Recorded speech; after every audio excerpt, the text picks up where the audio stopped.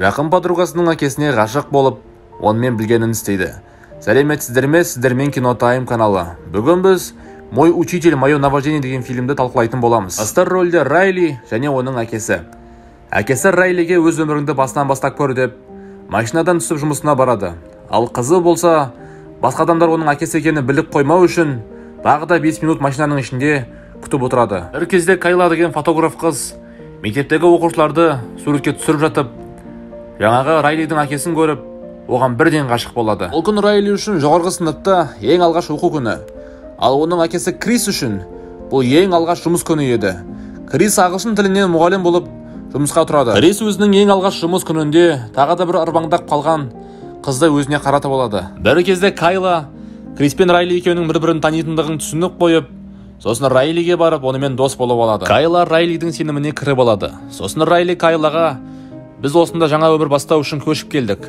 Ал Крис менің әкем» деп, және оны ешкімге айтпауын сұрайды. Сосын әкесі мен қызы үйіне қайтып бара жатса, Кайла оларды көріп, суретке түсіріп алады. Ол түні Кайла ұйықтап жатса, түсінде Кристі көріп, оған одан сайын ғашық болады. Бір күні Кайла Райлиге: «Менің ағылшын тілі сабағым нашар, екеуміз бірге дайындалайық» деп ұсыныс жасап, Райлидің үйіне келеді. Сол кезде Райли оған: «Біздің анамыз әкемнің көзіне шөп салған, сол үшін біз кетіп қалғанбыз» дейді. Сосын Райли Кайладан: «Жігітің бар ма?» деп сұрайды. Кайла оған: «Жоқ, біздің қалада өңшең боқ мұрындар» дейді. Сосын Райли туалетке кеткен сәтте Кайла Кристің бөлмесіне кіріп, оның диванына жатып, екеуін бірге елестетеді. Сосын ағылшын тілі сабағы болған кезде Крис өзінің оқушыларына сабақты түсіндіріп, сұрақ қойып жатса, Кайланың ондай сабақ емес, Крис екеуінің махаббаттары. Сосын бағанағы Криске сынған тағы да бір ырбаңдап қалған қыз өзінше болып Криске тиіседі. Сол кезде Райли мен Кайла жындары шығады. Бірақ Крис ақылды болғаннан кейін жаңағы қыздың аузын ақырын ғана жауып қойып, барлық сыныптың көзінше масқара қылады. Сөйтіп сабақтан кейін жаңағы ырбаңдап қалған қыз Райлиге барып: «Кристі сенің әкең екенін білемін. Мен оны ешкімге айтпаймын, уайымдама» деп, оның артына кіріп, бір күні магазиндерге қыдырып қайтайық дейді. Оларды көріп аңдып тұрған Кайла келіп: «Ол қызбен араласпа, ол жаман қыз» дейді. Өйткені ол мұғалімдерді алдап, былтыр бір мұғаліммен бір төсекте болған дейді. Бір кезде Кайланың үйіне біреу келіп, есікті қағады. Кайла барып, есікті ашса, ол қолынан гүл ұстап тұрған Крис екен. Кайла енді қуанайын десе, оказывается, Крис Кайланың мамасымен жүріп жүр екен. Сөйтіп анасы екеуін сөйлесіп тұрғанын көріп, қызғанып, Кайла барып Кристі әдейі түк білмегенсіп итеріп жіберіп, одан бүгін үйден қуылуын сұрайды. Сосын Крис үйінде қалып, Кайла екеуі біраз әңгімелеседі. Келесі күні Крис Кайлаға: «Сенің сабағыңа дейін апарып тастайын» дейді. Сосын Кайла бағанағы ырбаңдап қалған қызға барып: «Райлиден аулақ жүр» дейді. Ол болса оның сөзін бір жеріне қыстырмайды. Сол түні Кайла үйіне барып, бір жаман идея ойластырып, өзін суретке түсіреді. Сосын келесі күні таңертең шкафын ашып қалса, сол суреттердің барлығы шашылып қалады. Оны Кайла әдейі өзін сорлы қылып көрсетіп, Криспен сөйлесу үшін істейді екен. Кешке Крис Кайланың анасымен тағы да кездесуге барады. Сөйтіп Крис ваннада болған кезде Кайла оның телефонын алып, өтірік сообщение істеп, оны анасына көрсетеді.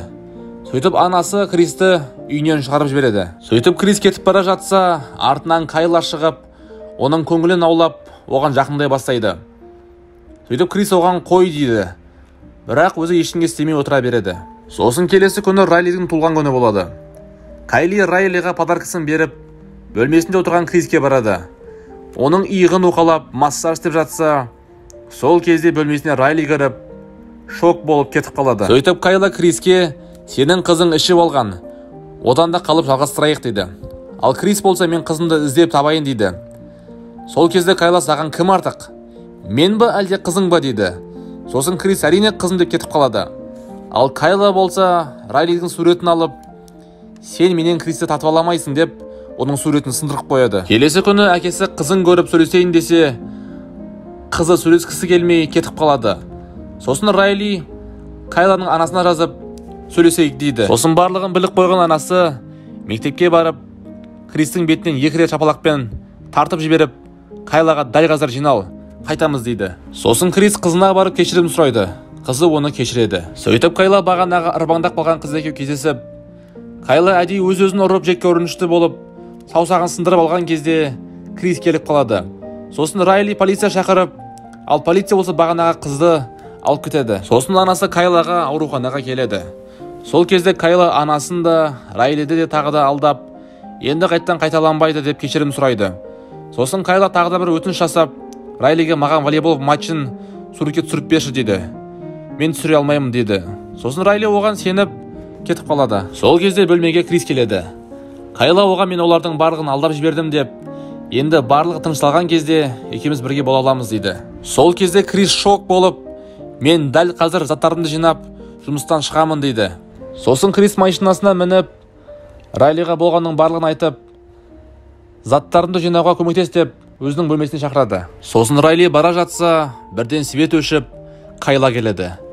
Кайла оған Крис менің жігітім деп, оған пышағын тығып алады. Сосын Кристің кабинетіне барып, оны пышақпен қорқытып үстіне мініп алып, үстінде жылқыда шапқан сияқты ойнайды. Сол кезде Кайла Криске қызын пышақтаған айтқан кезде, Крис оны итеріп жіберіп, қызын іздеуге барайын деген кезде, Кайла оның аяғын кесіп жіберіп, Крис басымен құлап, есінен талып қалады. Сөйтіп Кайла Кристі сырғанатып бір жаққа апарып тастайды. Сосын Райли екеуі тағы да бет жыртысып төбелескен кезде Райли оны нокаутқа жібереді. Сосын шамалы уақыттан кейін Крис қызымен бірге тағы да басқа қалаға көшіп кетеді. Райли колледжіне енді кеткен кезде капюшон киіп алған біреу келеді. Осымен фильм бітті. Достар, мұнда капюшон киіп алған кім деп ойлайсыздар? Өз ойларыңызды комментарийде жазып кетіңіздер. Достар, фильм ұнаған болса лайк басып, подписка істеп, комментарийде өз ойларыңызбен бөлісіп кетіңіздер. Келесі видеода кездескенше.